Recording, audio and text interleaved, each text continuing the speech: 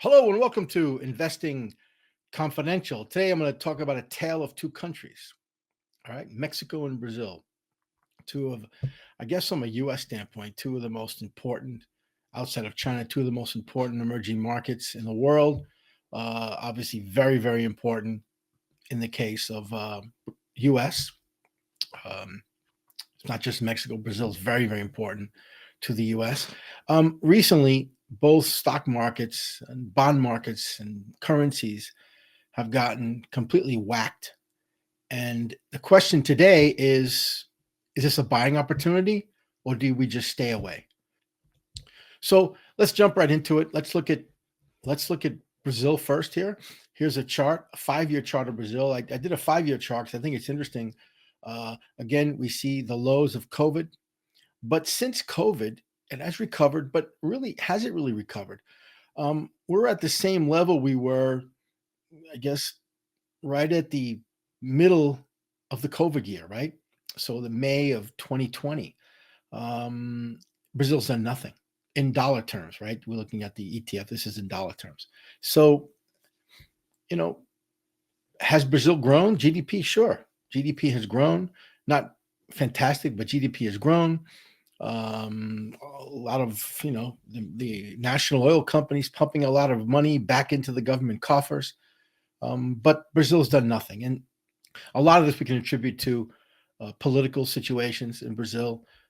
Certainly, there was an election right after the pandemic, similar to the US, that caused a lot of grief. I'll go into that. But essentially, you've got Lula da Silva back in power. He's a convicted criminal, socialist, and somebody who's trying to tear down the country. And we're going to get into that in a few minutes. So let's look at here. Let's look at Mexico here now, as we just continue the opening of this. So this is a 1-year chart of Mexico, and you see we're at we've kind of broken down here, and Mexico has held up pretty well, but we have broken down, and Mexican stocks are really right now for a lot of reasons, which I'm going to talk about right now. So both stock markets have been hit hard. Currencies have been hit hard. We're down 20%, which is a bear market for both Brazil and Mexico. The question really becomes, is either one a buying opportunity? So let's get right into it. Mexico, what's the reasons that Mexico got hit? Well, they had an election on June 1st, and you had Claudia Sheinbaum elected. She's the first woman president in the history of Mexico. She's the first Jewish president in the history of Mexico. I think maybe, I don't know how many the Jewish presidents in South America, but it's pretty significant. She's very well educated, studied up here, obviously academic, but also has worked in government. She was the mayor of Mexico City. She had a lot of different political posts. I think that in the political realm of Mexico, she's very widely respected. The only problem is that she is aligned with an extreme leftist party, the Legacy Party, which was run by AMLO, the president who'll be stepping down in October. He's a guy I think I've spoken about before. Ran for president 4 or 5 times, never won. He was always running for the Communist Party, the Socialist Party, and couldn't break through. Finally, he did break through, and his only claim to fame in the years he's been in power of Mexico was canceling an airport. He hates developers, hates real estate people, hates developers, thinks they're all corrupt. He's right about that. But on one hand, the good thing is he's done nothing. On the other side, he's done nothing. So anyway, so I think, I was expecting, or I am expecting, good things to happen. But obviously, that's not what the market is expecting. As you can see here, as soon as she was elected, not only was she elected, her party won a sweeping victory. So they have now power. Her political party has power, a lot of power across Mexico. And obviously, that could be seen as good, could be seen as bad. Most of the time, markets do not like when one party has the power. And this, right after this election, this was the beginning of the swoon and crumbling of asset prices. First went the currency. Okay, Mexico's currency was one of the strongest currencies in the world. relative to gold, relative to anything. It was probably one of the most, maybe the most strongest currency in emerging markets versus the dollar. But as you can see here, it has gotten absolutely whacked since the election and continues to um, devalue. So that's the one thing that obviously has really hurt Mexico across the board. Second is obviously you've had, with the currency comes rates. Rates spiked. I mean, rates were already high already, but they did spike, and this caused a lot of problems as well. So again, the big issue was the currency, but we've seen it across the board, and also the stock market again, as we showed, also took a pretty decent hit. But positives, okay, we got to. There's always positives, and the positives with Mexico overall, not just since the election, has been exports. I'm going to go into this concept of nearshoring, but Mexico is obviously one of the big beneficiaries of this whole idea of bringing supply chains back. We call it nearshoring, bringing back manufacturing, bringing back assembly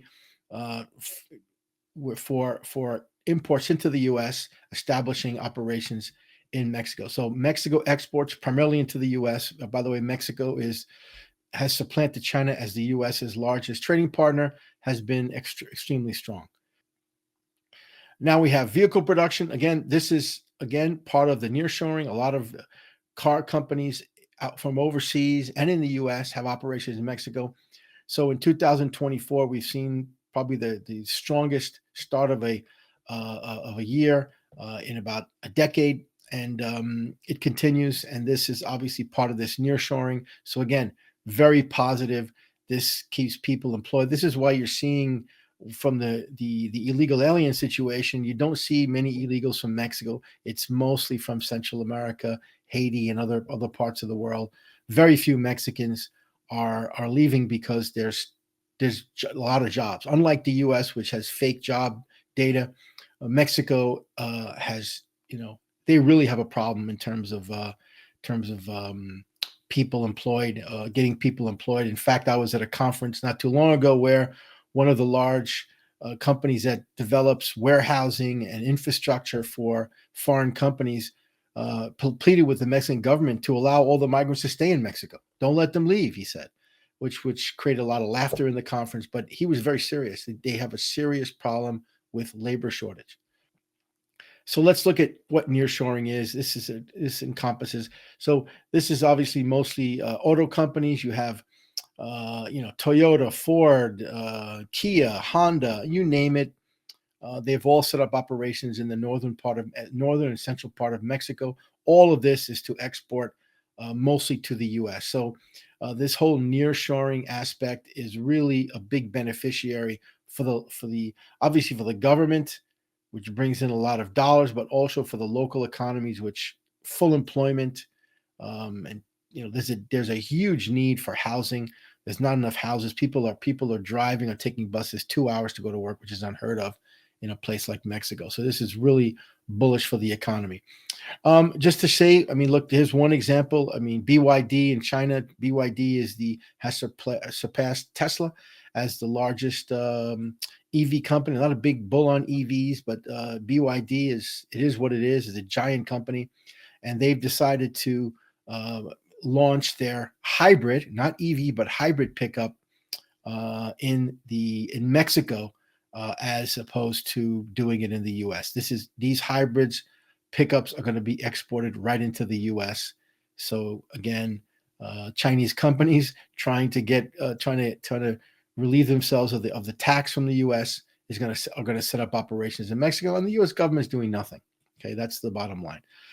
Just to show what has happened in the financial markets, Mexico has gotten really whacked, and it whacked Brazilian hedge funds. Brazil has a huge hedge fund population.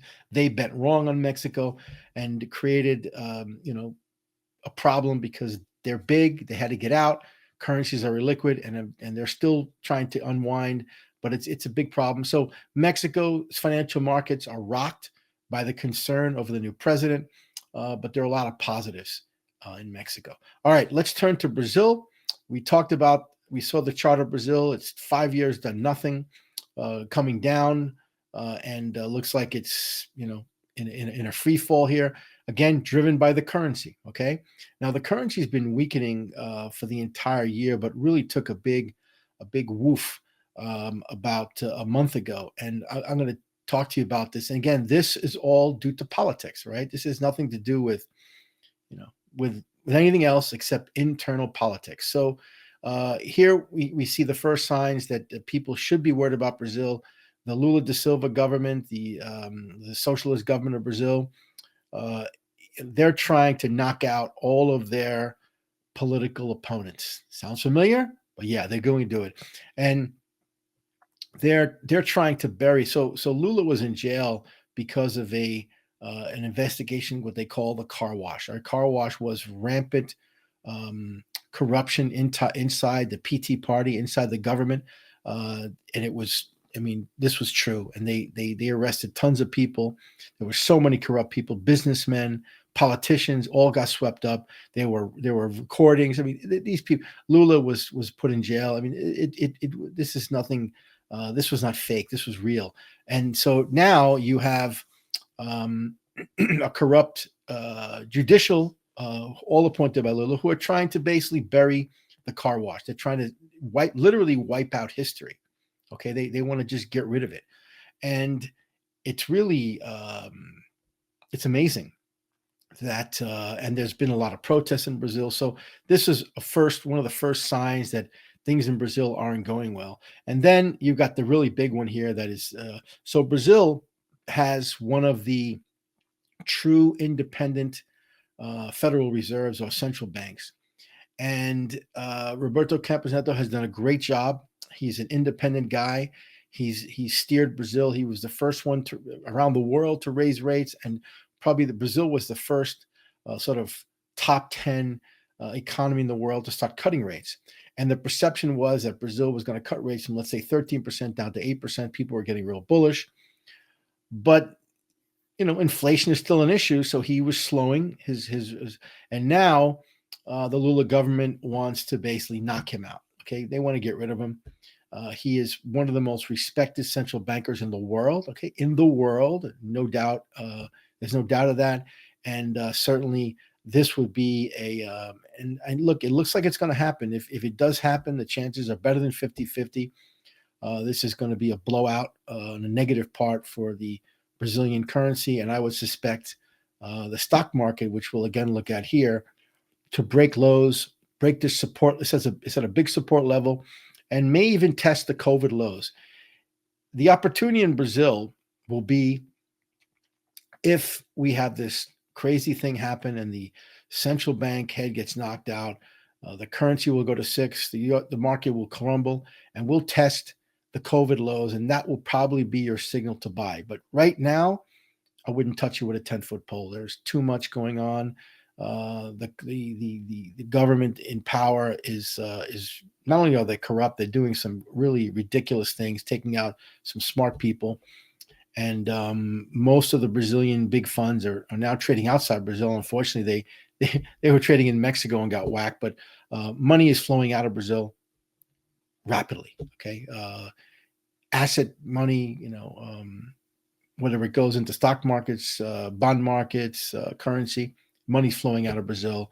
And until this political storm dies down, the currency will continue to be weak. And so that's the bottom line with Brazil. So going back to Mexico, when we look at opportunity or not, as you could tell, I think there's an opportunity in Mexico. I am not as bearish as some. The new president, Claudia Sheinbaum, will be taking power in sometime in early October, and then we'll really see. I don't think she can be as radical as AMLO. So it's like, you're expecting someone to be worse than one of the worst people that Mexico's had as president. Though, like I said, he did nothing. That's a positive thing. I think she will do some positive things.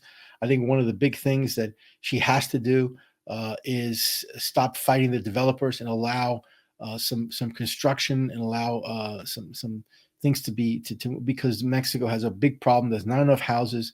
There's huge amounts of jobs available because of the nearshoring. and they need somebody to come in and undo this logjam. The former president hated real estate developers. No one really likes them, but he hated them and refused to give permits to anybody. So the result of that, it was he's supposed to be man of the people, and the people have no homes. There's no there's salaries are strong. There's a lot of jobs, but you can't build a house. There's no homes being built because there's not enough permits. So this is going to alleviate, and it's going to spur the Mexican economy. So today, would I buy Brazil? No. Would I buy Mexico? I would start to leg into Mexico as you get to October. You may look between now and then, you're going to get some volatility. So buy on weakness. Brazil, I would not buy on weakness. I think you have to wait and really get a flush out. I would say watch for the COVID lows. That would be your signal that there would be that the risk has been the risk is factored in. Everything is baked in. So bottom line, buy Mexico on weakness. Stay away from Brazil until it gets blown out.